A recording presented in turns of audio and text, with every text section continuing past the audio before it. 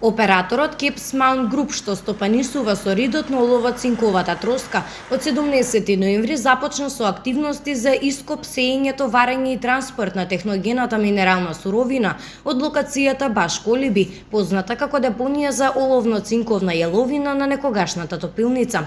Операторот на инсталацијата е должен активностите да ги изведува согласно условите и мерките пропишани во Б интегрираната еколошка дозвола која им ја издадовме на 2 октомври 2019 година. Заради актуелната состојба со аерозагадувањето помеѓу општината и операторот е договорено активностите да бидат минимални и строго контролирани. Затоа на ден се товарат по 4 камиони. Депонијата со згурана место во Малезија ќе се транспортира во Косово и Србија.